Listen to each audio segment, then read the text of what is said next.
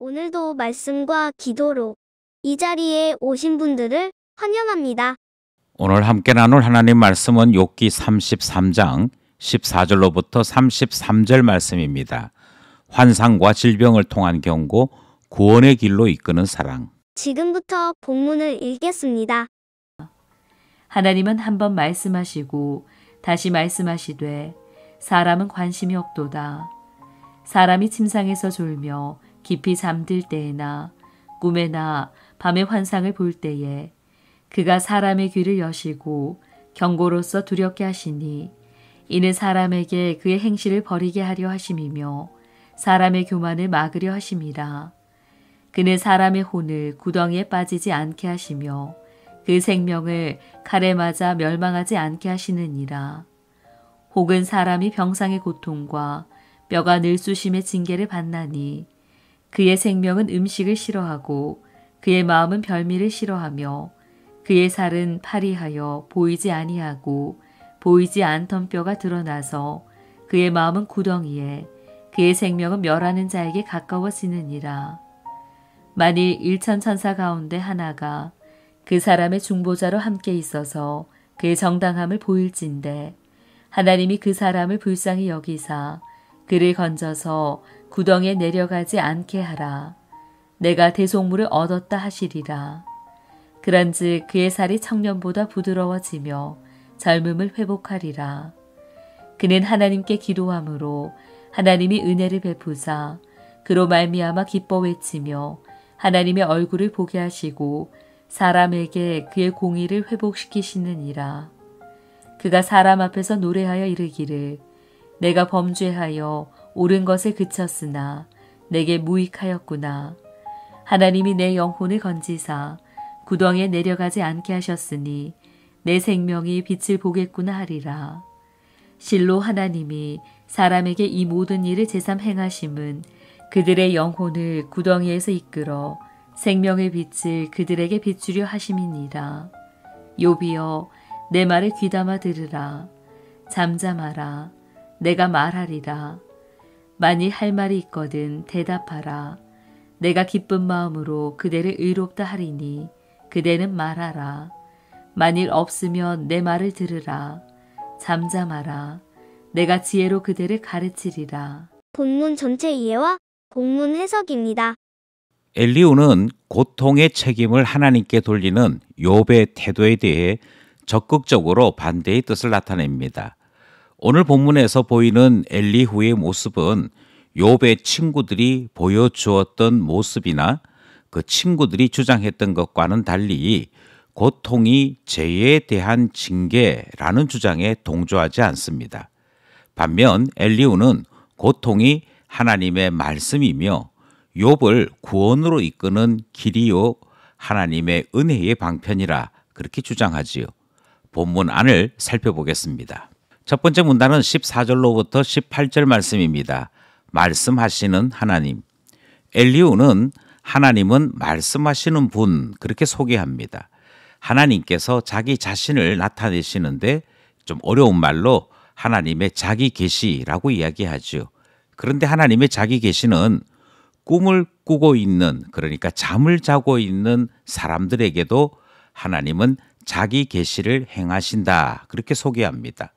때로 깊은 잠에 들어서 하나님의 계시를 알아볼 수 없을 때에도 하나님은 하나님 자신을 나타내는 일을 계속하신다 그렇게 얘기하고 있고, 사람들이 알아들을 수 없기에 그 길을 열어서 하나님의 계시를 전달하시는 것, 그것까지도 하나님은 성실하게 행하신다 이렇게 소개하고 있죠. 그러니 알아듣든 알아듣지 못하든 마침내 스스로 깨닫든 아니면 강제적으로라도 하나님께서 그 뜻을 알게 하시든 하나님은 말씀하시는 분이다 이렇게 주장하는 것이지요. 그렇다면 왜 하나님께서 이처럼 모든 순간에 말씀하시는 분으로 일하시는가? 그 목적에 대해서 교만을 막고 사람들이 멸망당하지 않게 하시려고 하나님께서 그 뜻을 보이시는 것이라 그렇게 소개합니다. 이것이 17절, 18절 말씀이지요. 결국 엘리후는 계속해서 하나님은 말씀하시는 분이다. 이 사실을 강조하고 있는 것입니다. 그 강조가 있는 첫 번째 문단 말씀이었습니다. 둘째 문단은 19절로부터 30절 말씀입니다. 살려내시는 하나님. 엘리후는 질병을 통해서도 하나님은 말씀하시는 분이라 그렇게 소개하지요. 이 질병이라고 하는 것이 징계적인 의미를 가지고 있는데 사람들이 이 질병을 경험하게 될 때 먼저 육체가 약해지는 것을 경험하게 됩니다. 그리고 생명이 멸할 수도 있구나 하는 두려움도 느끼게 되지요. 그런데 그때 가서야 하나님을 생각하고 하나님의 말씀의 뜻을 생각하는 놀라운 변화가 일어나게 되는 것이고요. 설사 이와 같은 변화를 이루지 못한 사람들에게도 23절로부터 28절 말씀을 따르면 하나님은 천사를 보내어서도 하나님의 뜻이 전달되도록 하신다. 그렇게 말씀하지요. 결국 너가 왜 이렇게 고통당하느냐, 너가 왜 이런 질병이 생겼느냐 그 뜻을 알게 하시는데요. 이렇게 하나님의 뜻이 전달되면 질병을 통한 징계를 받은 많은 사람들이 하나님 앞에 마침내 회개 기도를 드리게 되더라. 그리고 회개하게 되면 회복을 누리게 된다. 이것이 23절로부터 28절 사이에 기록된 말씀입니다.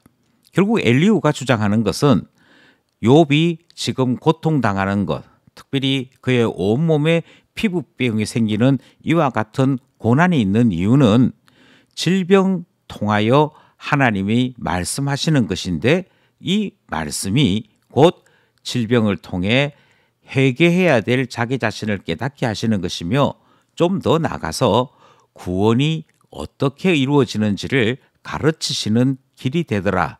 그래서 살려내시고자 하나님은 질병을 주시고 때리시고 그리하여서라도 살려내시고자 하시는 하나님이시다. 이렇게 소개하는 것이지요. 살려내시고자 질병을 통해서도 말씀하시는 하나님을 소개하는 둘째 문단 말씀이었습니다. 마지막 문단은 31절에서부터 33절 말씀입니다.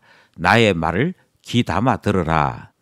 엘리후는 이렇게 말씀하시는 하나님을 욥에게 전달했습니다.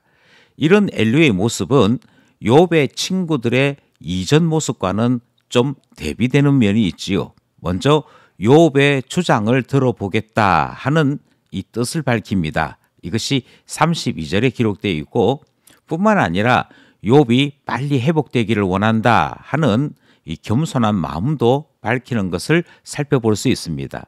하지만 32절 앞부분인 31절이나 32절 뒷부분인 33절을 살펴보시면 이렇게 호혜로운 제안이 있는 것만 아니라 욥에게 엘리후가 자신의 말을 반드시 들어야 한다 하는 강조가 있는 것을 확인할 수 있습니다. 결국 엘리후는 상당히 예의 있는 모습을 갖추고 있으나 이 예의 있는 모습은 욥의 말을 듣고 그의 주장을 살펴보기 위함이 아니고 자기의 주장을 마침내 관철하려는 그의 치밀한 모습인 것을 확인할 수 있는 것이지요. 내 말을 들으라. 그 주장이 담겨 있는 마지막 문단 살펴보았습니다. 말씀을 따라 기도하며 결단해 봅시다. 엘리후는 하나님이 말씀하시는 분이라 그렇게 주장하면서 하나님이 꿈으로도 말씀하시고 질병이나 징계를 통해서도 말씀하시는 분이라 그렇게 소개했습니다. 그러나 우리는 하나님의 계시는 선포된 말씀 속에 있음을 아는 것이고요. 하나님의 말씀이 선포될 때 선포된 그 말씀을 깨닫게 하시는 분은 성령 하나님이신 것을 우리는 잘 알고 있습니다. 그러므로 기도하기를 선포된 말씀을 깨닫게 하시는 성령님 은혜를 허락해달라 기도하게 되는 것이고요. 성령님께서 역사해 주셔서 말씀을 가슴에 새기고 또 말씀대로 살아갈 수 있는 힘과 능력 달라 기도하게 되는 것이지요. 이것이 첫 번째 기도 제목입니다. 두 번째 기도 제목은 엘리후는 하나님께서 징계로 하나님의 뜻을 전하신다 그렇게 주장했습니다. 때로 하나님께서 징계하시고 사람의 육체나 건강을 때리심으로 말씀하실 때가 있습니다. 혹시 그와 같은 일이 우리에게 닥쳐졌을 때 하나님께서 징계로 우리에게 말씀하시는 그 음성을 들을 수 있어야겠고, 우리의 마음을 겸손하게 그리고 낮은 마음으로 낮추어 주심으로 하나님 앞에 회개할 것 회개하고 돌아설 것 돌아설 수 있는 은혜가 있어야겠습니다. 그러므로 기도하기를 겸손하게 하시고 낮은 마음으로 정결함을 배우는 신자 되게 하소서 기도하게 되는 것이지요. 마지막 셋째 기도 제목은 하나님의 뜻을 엘리후는 훈련하고 양육하는 것이라 그렇게 판단하여 주장합니다. 하지만 이것은 엘리후가 적은 지혜로 하나님의 뜻을 재단한 것이지요. 우리도 때로 하나님의 뜻을 함부로 판단할 때가 있습니다. 그리고 하나님의 뜻을 잘 알지 못하면서 함부로 하나님의 뜻을 말하는 것은 큰 범죄에 해당되는 것이기에 우리가 하나님 앞에 기도하기는 그저 아는 범위 내에서 말하는 참된 것을 허락해달라 기도하게 되는 것이지요.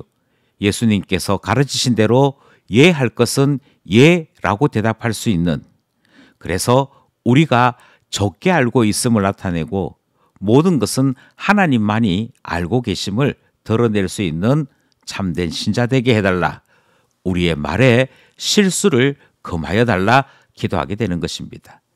오늘도 하나님의 음성을 들으며 살아가는 말씀과 기도의 사람 되기를 간절히 소원합니다.